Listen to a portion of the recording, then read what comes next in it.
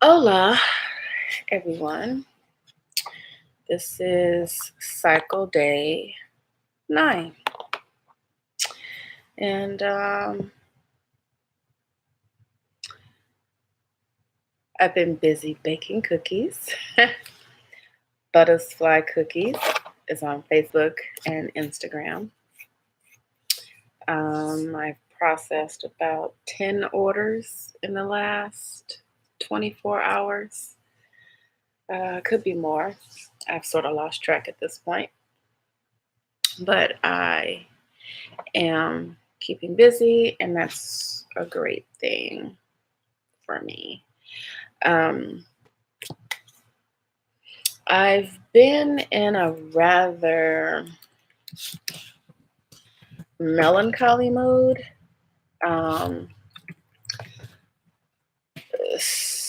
Sometimes it's hard to describe or explain why I don't necessarily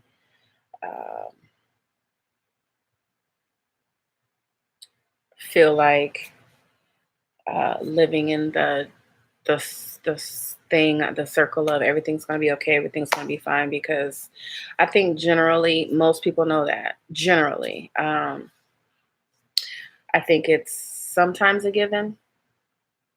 However, when you're in the middle of it, when you're in the crux of it, and it meaning whatever void you're feeling, whatever challenge you're facing, whatever works you're doing, whatever journey you're on, whatever improvements you're making with yourself, sometimes you're just right there. And I'm experiencing a lot of being right here in these moments. And these moments range from extremely intense, extremely sad, extremely painful. Sometimes it's mental, emotional struggles. Physically, the pain is bearable. It's more discomfort than anything. This journey is making me do a lot of reflecting and thinking on, just what my life is and what my current status is. And I have gotten lots and lots of colloquialisms and platitudes and phrases of encouragement. And while they are all great, while most of them, are applicable, they just don't soothe pains or ills. And sometimes voids are just what they are. They are voids. And I'm just not one for pretending like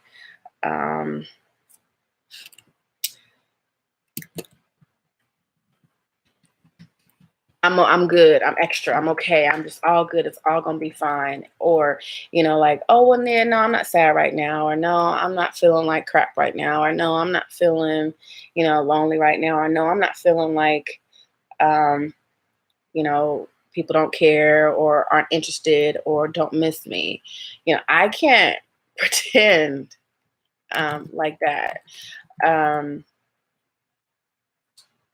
I just like to just be honest with myself, and being honest with myself is the best that I can do. Hey, Renee. Thank you, Team Chipmunk. Um, I just don't think that I can do myself justice if I keep pushing and, putting myself somewhere where I'm physically or mentally or emotionally not. So I guess what I'm just trying to say is, for the past couple days, um, it's just been a real, real struggle for me. And I just don't want to um, pretend like I'm not struggling. I've got an awesome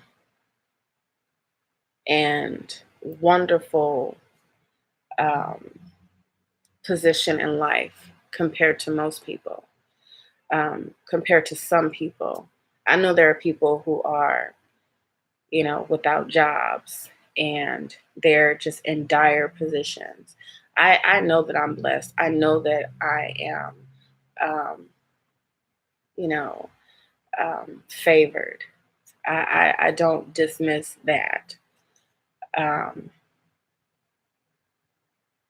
it's just a lot to be said for the experiences that I've had and the things and the occurrences that have shown themselves in the last people who have shown themselves, in the last 2 months that speak volumes. And regardless of how significant, regardless of how deep, and regardless of the time of um, we've put into significant relationships, um, things come to an end, and or things come to a point where they aren't significant anymore. They don't mean much anymore. Um, I have had some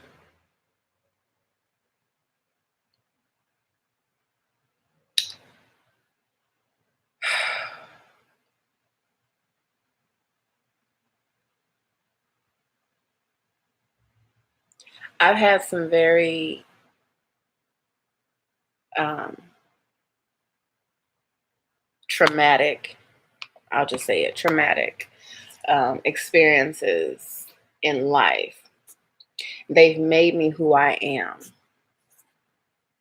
I've had some very awesome experiences in life. They have made me who I am. Hey, 1, 2, 3. Um, I've had some molding moments. I've had some very poignant moments. I've had some interesting experiences, rich, powerful, um, life changing. So, doing something new, doing something big, doing something odd, doing something against the grain, I'm no stranger to it. Um, and yet, you would think that those who have been around me the longest would have picked up on that by now. But I'm still getting a tone that is just so bizarre and unsettling because those persons don't seem to think that I'm grown enough to know what I'm doing or intelligent enough to know when there's danger around the corner or that I've done research or that I've thought about what I'm doing. And there is just no convincing people. Don't ever think that, and I'm repeating to myself that I have to convince someone that I know what I'm doing. And it's isolated some people from me. It's pushed people away. They don't think that I know it, but I know it. Um, I trust my inner barometer. I trust myself. I trust my intelligence. I trust my brain. I trust my reflexes. I trust my education. I trust my street smarts to know when I'm the hell up out of in a situation I can't get the hell up out of. I know that, you know, um, just because something is challenging and out the box and unusual Doesn't make it stupid. It doesn't make it idiotic. It doesn't make it dangerous. I'm not doing anything that no one else has done. I'm not. And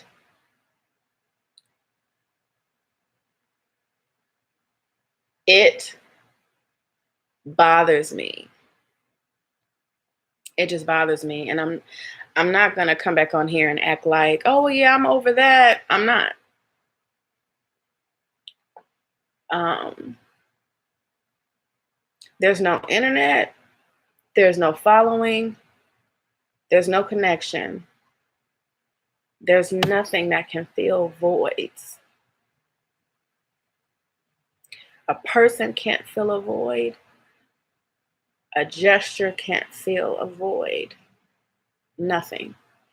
If it's a void, it's a void. And I have to live with several. No life coach, no therapist, no medication, nothing can fill a void. And sometimes it's just a maintenance that you have to do. And this is not just because I'm on this journey of IVF trying to, achieve, starting a family. I've had these voids before. And the journey is only bringing it to, hey,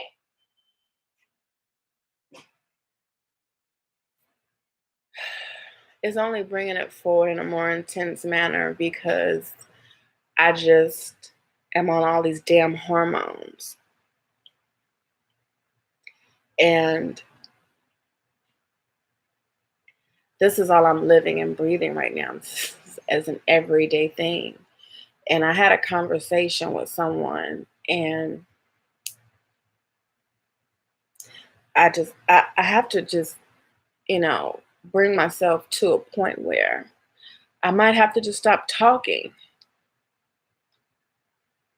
You know, um, People who don't live in your same city, and friends or relatives who call you or text you, there's a layer of absence there. And people tend to forget that you're a real person on the other end. People tend to forget that just because, you know, it's a phone call or it's a text message, that you don't have feelings. And I don't like being spoken to like I'm a child. I don't like being spoken to like I'm ignorant. I don't like being spoken to in a condescending tone.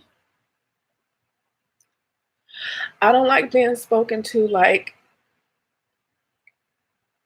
what I'm feeling can be dismissed. I don't like being dismissed. I don't like my feelings to be devalued. I don't care if I'm feeling like that for 5 minutes or 5 days, or I've felt like something for 5 years.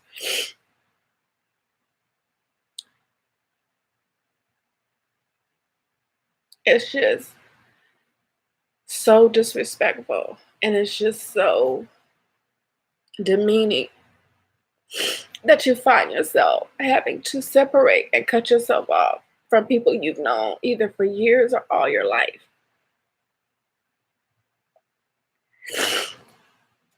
I don't think people realize the things that they say and how they say things can affect the person that they're saying it to. And of course, there's things, well, they didn't mean it or they didn't know. How long can we say that? Um, I think people take friends and family for granted.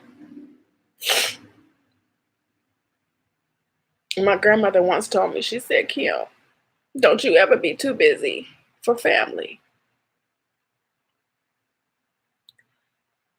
And I never will forget that because I'm careful when I say why I haven't either called someone or spoken to someone. I will never ever come out my mouth and say, well, I've been busy about doing nothing.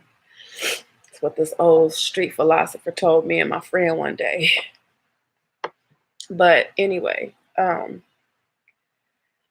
sometimes I think it's just best because people have not necessarily been careful about what they deposit into my spirit, and I have to watch it. I have to be very particular. And um, I just know one thing, and that is I've got to take care of myself because there is no one else to do that. And I don't expect to have anyone stop their world from revolving so that they can stop and see about me. That is not where my head is. I am already aware of what my reality is. My only thing is when there is some type of contact, I just wish to have a genuine connection with someone, a solid connection without there being so many interruptions that, you're not really hearing or listening to what I'm saying. If I'm trying to understand what's going on with you, you know, there's still a disconnect. I just don't like having those kinds of conversations. And if I'm listening, if I care about a friend or a family member, I'm listening to what they're saying. And I just want the same in return. And the exchanges that I've been having are just bull. They're just crap. And I've noticed this before, but now I just don't want to do it anymore. I just don't want to do it. And I'm coming to a point where it's really not going to hurt to cut certain people off because it hurts to keep them around. And it's just redundant bullcrap to me. And I'm starting to resent a lot. And I'm seeing things so much clearer. And I don't know if this is I'm seeing it clear or I'm just tired of it. I've dealt with it and I've tolerated it, and I just don't want to tolerate it anymore. And if anything, if nothing, this has been such a character building journey because it sets you out to a point to where you have to look at things and you've got to be in the trenches with yourself. And I swear to God, if another person gives me any amount of bullcrap or says some crap to me or just, lies or just give me an excuse, I'm liable to just give it right back to them right there in that very moment. I think people don't, I think we as a people, I don't think we realize that other people know that we're lying to them or that we're making excuses or that we are just bullshitters. We've all done it, but you can't think that people are just going to let that fly. I've caught myself like, okay, am I running a racket? Is this a game? Is this, is this a little jive I'm doing right now? And I stop myself. We all have one. Everyone has a racket. Everyone has a game that they play. Everyone has a shuffle, that they do with their cards. We all got a little bit of it. Every last one of us, including myself, but at some point it's like you just gotta stop. You just gotta stop. And I've always known that I'm a sensitive person, but only sensitive in a manner of being aware. I'm not sensitive weak. I'm not sensitive a punk. I'm not sensitive a crybaby. I'm sensitive, aware. I'm sensitive, alert. I'm sensitive, compassionate. I'm sensitive, empathetic. I get it. It is because of this blessing and a curse that I'm able to do what I do for a living. I'm able to project someone's needs. I'm able to take care of. I'm able to be a caregiver, and that I'm able to preempt needs of those that, want to make sure that their children are covered and taken care of. You know, I don't take that lightly. I speak very proudly of that. But the problem, the drawback, the curse of being a caregiver is that you have no one to take care of you. And I have people look at me cockeyed, like, oh, well, you enjoy doing that. You like doing that. Why don't you just keep on doing that? Come on. That ain't realistic. Just because you love to do something doesn't mean you want it to be taken for granted. You know, um, I I just am struggling. It's a struggle for me. And I'm clear that there are people who are around me who won't ever get it because they don't have what my experiences are. So, um, I think it's fair to say that I have lost a couple of friends during this time. I think it's fair to say that there are some relationships that probably weren't relationships and that probably weren't solid anyway, that have been ruined. Um, there are some connections that I'm finding to be false, phony, and there are some individuals that I just don't trust. And it's unfortunate, but it's life. And just because it's life doesn't mean it doesn't hurt. So, um, I think that's pretty much all I have on my brain today. Um,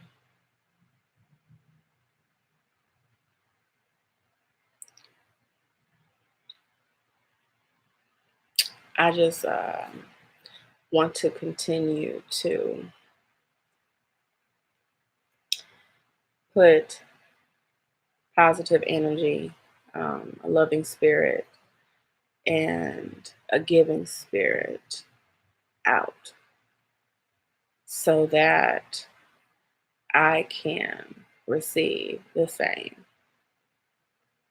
at some point, eventually, or when I really, really need it.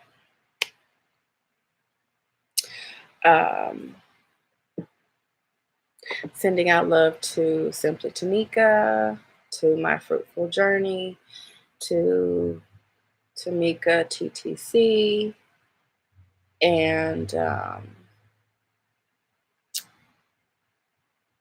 some very special followers and subscribers, uh, some planner queens, some dish aunties, and oh, 123 says, "Are you still on Lupron?" Nope, I'm off Lupron for 5 days now. I think I am on S-Trace. I'm on estrogen, which brings me where I am now. Progesterone really has me up, um, kind of spazzy, kind of cranky. Estrogen kind of has me on like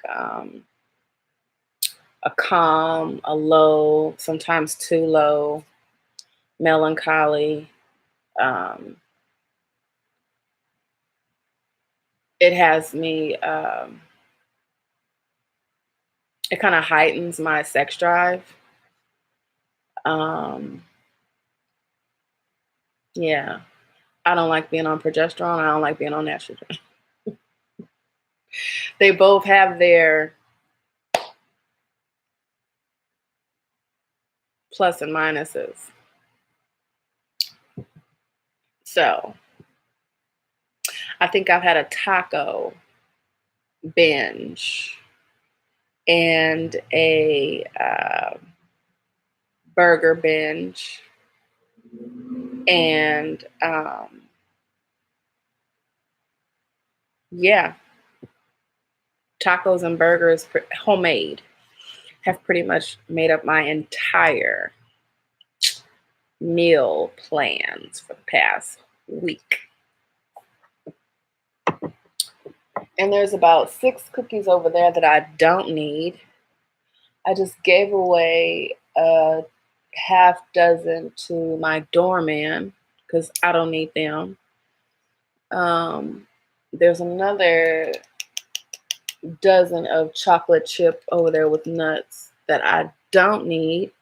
I'm going to find somebody to give those to. And yeah. So that's about all. Yeah. No Lupron, just Estrace, which is estradiol, which is estrogen for right now. And then I'm going to be on some progesterone come the 25th. Big fun. I'm not looking forward to progesterone for a couple of reasons, but I'm looking forward to it because I know it's going to put me closer to where I need to be. So that's my update. That's my current status. And if I think of anything informational or educational or informative, did I say that twice? Yeah, I'll come right back at you. In the meantime, I'm going to sit here and do a little bit of television watching, a little planning. Just a business planner. This is how I keep track of cookies, oils, cocoa resilience, beard oils, and hair oil, and cookies. And this is what I use to keep track of me, myself, and I. I'm a planner chick. Yes, I am.